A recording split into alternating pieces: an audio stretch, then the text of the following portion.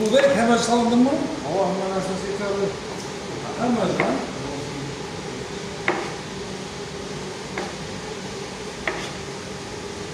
Ağzına buzken mi olan mı? Uzayacak. Harmanlı, dünya dağıtmam, uluğu yanımla. Sağlıkla yakışımı. Namışemizi gelekini bilip geldim ben.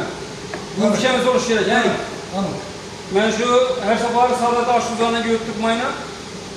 Faydalanır bütüse. Şeyini de almak. Halkımıza hem o yakışık üllerine hizmet edebilirse bakın etmezim.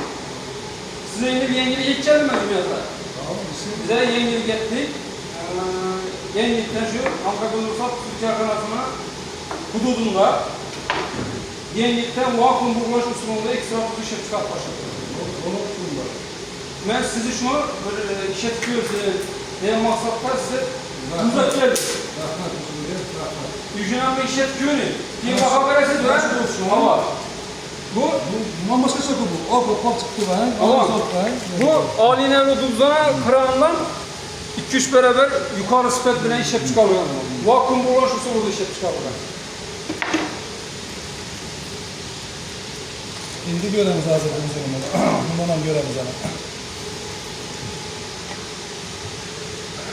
Başında göremiz ama iş faaliyetimiz başlarımızda 30 yıl oldu. 30 yıl oldu fakat şu Sadat Aşkuzlar'ı işledik. Zor yani. Şimdi bu buzumuz bununla başka çekiyor. Bu rengi oyamayıp tuttu başka çek. Bütün halkımızdan hepsetemiz şu buzdan faydalansın. Sadat Aşkuzlar'ı. En İsa'sı terör, Sadat Aşkuz'u. Şimdi yine bir soru var ha size. Yine abi Sadat Aşkuzlar'la faydalanıp gelip uşağı ben yeni iki tarafınızı bilen farkını sizdiniz mi? Umuman başka şey. Çocuk kolunuzu alan nasıl izlersin? Kolunuzu alan nasıl izlersin? Onu teymen başkası. Ondan başka çocuk Biz bu dana çıkamıyor. dağlardan çıkarır. Kolu alan nasıl izlersin? Bu bize ne? Sağlığımız için en